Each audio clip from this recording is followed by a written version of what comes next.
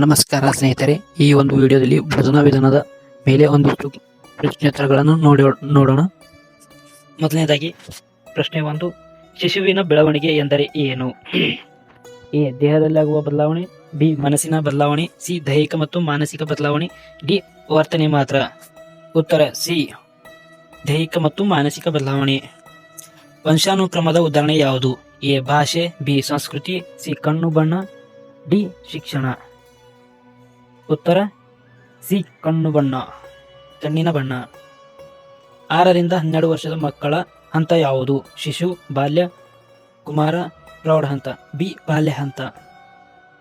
ಪಿಯಾಜೆ ಯಾವ ವಿಷಯಕ್ಕೆ ಸಂಬಂಧಿಸಿದವರು? ಎ, ಬುದ್ಧಿಮತ್ತೆ. ಬಿ, ಜ್ಞಾನಾತ್ಮಕ ಬೆಳವಣಿಗೆ. ಸಿ, ವ್ಯಕ್ತಿತ್ವ. ಡಿ, ಭಾವನೆ. ಉತ್ತರ ಈಸ್ ಬಿ, ಜ್ಞಾನಾತ್ಮಕ ಬೆಳವಣಿಗೆ. ಕಲಿಕೆಯಲ್ಲಿ ಪ್ರೇರಣೆಯ ಪಾತ್ರ ಯಾವುದು? ಎ, ಅಡ್ಡಿ. ಬಿ, ಸಹಾಯಕ. ಸಿ, ಅಪ್ರಸ್ತುತ. ಡಿ, ಶಿಕ್ಷೆ. ಬಿ, ಸಹಾಯಕ. ಒಳ ಪ್ರೇರಣೆಯ ಉದಾಹರಣೆ? ಎ, ಬಹುಮಾನ. ಬಿ, ಶಿಕ್ಷೆ. ಆಸಕ್ತಿ, ಒತ್ತಡ. ಆನ್ಸರ್ ಸಿ, ಆಸಕ್ತಿ. ಹೊರ ಪ್ರೇರಣೆಯ ಉದಾಹರಣೆ? ಕುತೂಹಲ, ಆಸಕ್ತಿ, ಬಹುಮಾನ, ಅಭಿರುಚಿ. ಸಿ, ಬಹುಮಾನ. ಹೊರ ಪ್ರೇರಣೆ ಅಂದರೆ ಬಹುಮಾನ ಕೊಟ್ಟಾಗ ಹೊರ ಪ್ರೇರಣೆಯಾಗುತ್ತದೆ ಮಕ್ಕಳಲ್ಲಿ. ಎಂದರೆ ಎ, ತಾತ್ಕಾಲಿಕ ಬದಲಾವಣೆ. ಬಿ, ಶಾಶ್ವತ ವರ್ತನೆ ಬದಲಾವಣೆ. ಸಿ, ನೆನಪು. ಡಿ, ಓದು. ಉತ್ತರ ಬಿ, ಶಾಶ್ವತ ವರ್ತನೆ ಬದಲಾವಣೆ. ಬುದ್ಧಿಮತ್ತೆ ಅಂದರೆ ಎ, ನೆನಪು. ಸಿ, ಬಿ, ಸಮಸ್ಯೆ ಪರಿಹಾರ ಸಾಮರ್ಥ್ಯ. ಸಿ, ಓದುವಿಕೆ. ಡಿ, ಬರವಣಿಗೆ.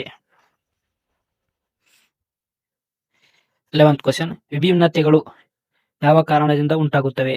ಎ, ವಂಶಾನುಕ್ರಮ. ಬಿ, ಪರಿಸರ. ಸಿ, 2. ಡಿ, ಯಾವುದು ಅಲ್ಲ. ಸಿ, 2. ವಂಶಾನುಕ್ರಮ ಮತ್ತು ಪರಿಸರ.